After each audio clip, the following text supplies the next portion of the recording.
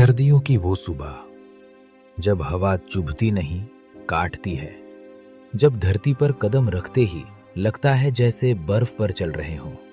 गांव का हर घर कंबलों में दुबका था, पर ठंड ठंड तो जैसे हर दीवार के अंदर घुसाई थी।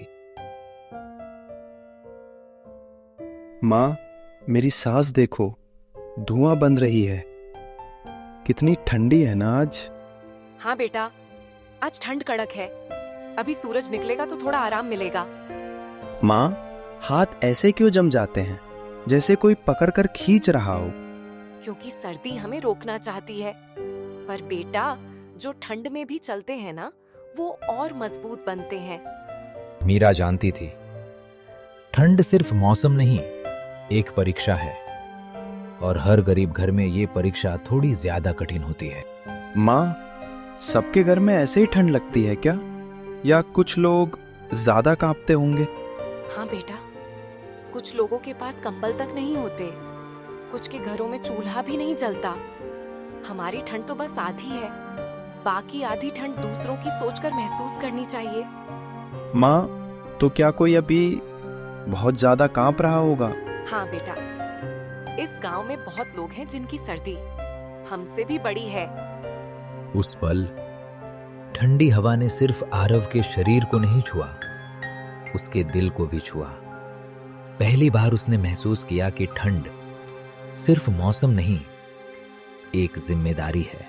आरव अपनी मां के साथ गांव बाजार की तरफ जा रहा था। उसके छोटे छोटे कदम ठंडी मिट्टी पर पड़ते ही जैसे सिहर उठते थे। लेकिन रास्ते में एक ऐसा दृश्य था जो उसकी पूरी सर्दी की सोच बदल देने वाला था। माँ, वो देखो। ये दयानंद बाबा हैं। पहले बहुत तंदुरुस्त हुआ करते थे, पर अब ज्यादातर अकेले रहते हैं। माँ, ये ऐसे क्यों बैठे हैं?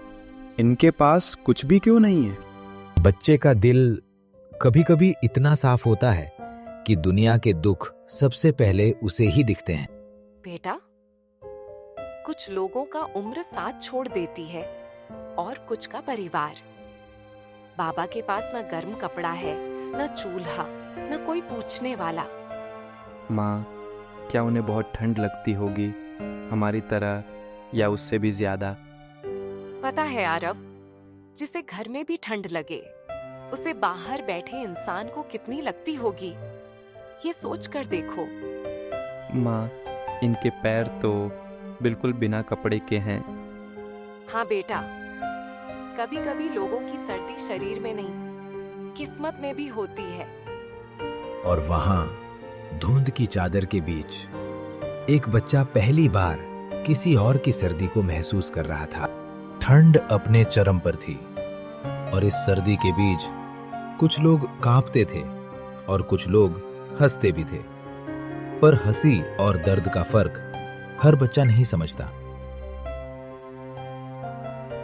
बाबा देखो, ठंड ठंड, ये पकड़ो। बेटा, ऐसा मत करो, बहुत ठंड है।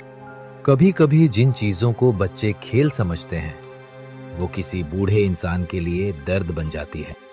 लक्की, क्या कर रहा है तू? देख नहीं रहा, बाबा पहले से कांप रहे हैं।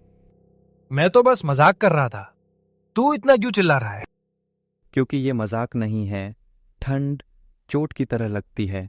तूने देखे हैं इनके हाथ, इनकी चप्पल, इनका कपड़ा। हम तो घर जाकर कंबल में छुप जाते हैं, पर ये कहाँ जाएंगे लक्की? बाबा, मैंने सच में मजाक ही किया था। मुझे लगा आप भी हंसेंगे। बेटा, हंसी अच्छी होती है, पर ठंड में चुभती चीजें और चुभती हैं।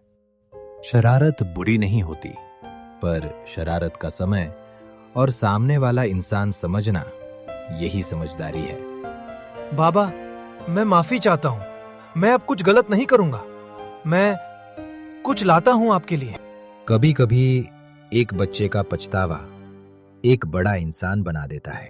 कुछ पल ऐसे होते हैं जो इंसान की उम्र नहीं, उसका दिल बड़ा कर देते हैं। ठंड ने आरव को जितना नहीं कांपाया था, उस पल का दृश्य उससे कहीं ज्यादा हिला रहा था। बाबा, आपको बहुत ठंड लग रही है ना? बेटा, ठंड तो हर साल लगती है, आदत सी पड़ गई है। बाबा, मुझे आपकी ये हालत अच्छी नहीं लग रही। आप ऐसे क्यों बैठे रहते हो बाहर? अंदर कोई नहीं है क्या? जिसका कोई नहीं होता बेटा, उसके लिए अंदर बाहर सब एक जैसा हो जाता है। ये शब्द आरव के दिल पर ऐसे लगे जैसे ठंडी हवा हड्डियों को भी चीर देती है। उसने पहला बार महसूस किया कि सर्दी सिर्फ बाहर नहीं, कुछ लोगों के दिल में भी रहती है। आरव बेटा चलो, बाजार देर हो जाएगी। माँ, मैं बाबा को ऐसे छोड़कर नहीं जा सकता। इनके पास कंबल भी नहीं है। हमारे घर में तो 2 एक्स्ट्रा पड़े हैं।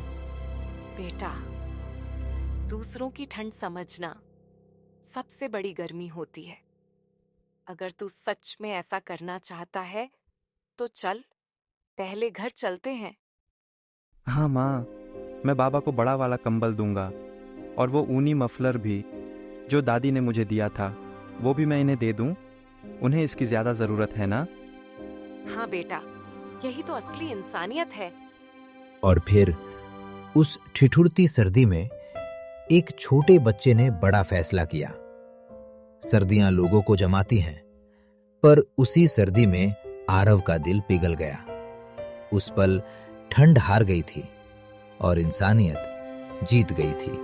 कभी कभी मदद करने का फैसला तो तुरंत हो जाता है, पर उस मदद के लिए उठाया गया हर छोटा कदम दिल को और भी बड़ा बना देता है।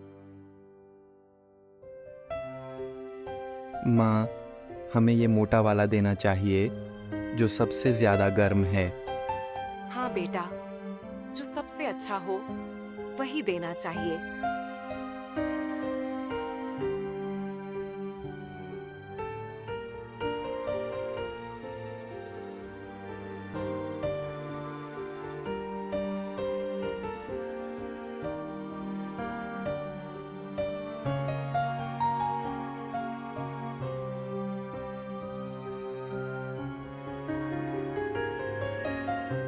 जिस दिल में गर्मी भर जाती है, उसके लिए मौसम की ठंड कभी बड़ी नहीं रहती। बाबा, मैं आ गया। बाबा, आपके लिए लाया हूँ। ये बहुत गर्म है। आपको अब ठंड नहीं लगेगी, बिल्कुल भी नहीं।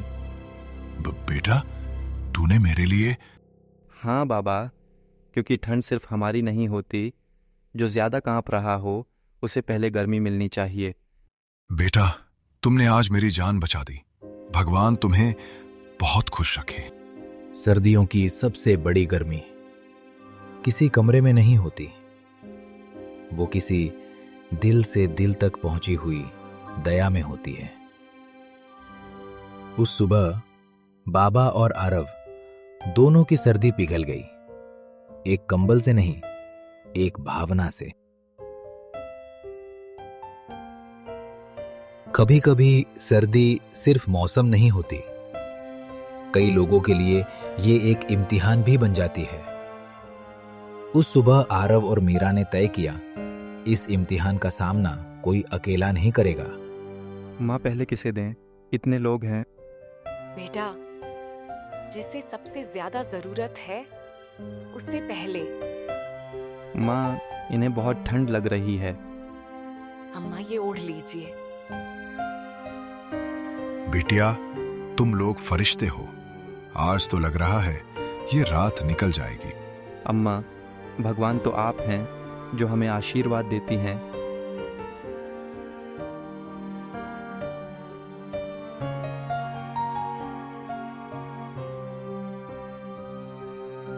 अरे ओ बाबू, ये लो, पैरों में पहन लो। दादी, ये हमारे लिए है। हाँ रे, क्यों नहीं, तुम लोग भी तो हमारे ही बच्चे हो। दादी, अब तो लग रहा है जैसे पैरों में सूरज उगाया।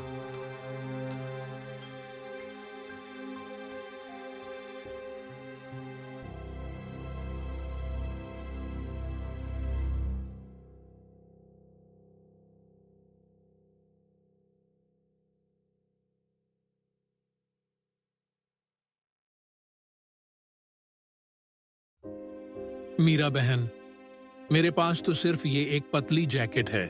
अगर कुछ मिल जाए तो। चाचा, ये जैकेट पहन लो, ये आप ही के साइज की लगती है। तुम लोगों ने तो सर्दी को हराने की तैयारी कर ली है। भगवान खुश रखे। देखा बेटा, जब हम दूसरों की ठंड कम करते हैं तो हमारे दिल में एक अलग सी गर्मी उतरती है। माँ, अब समझ आया। सर्दी सिर्फ ठिठुराती नहीं, किसी का दिल पिघलाने का मौका भी देती है। उस दिन गांव की सर्दी कम नहीं हुई, लेकिन इंसानियत की गर्माहट इतनी बढ़ गई कि हर चेहरे पर मुस्कान की भोर हो उठी।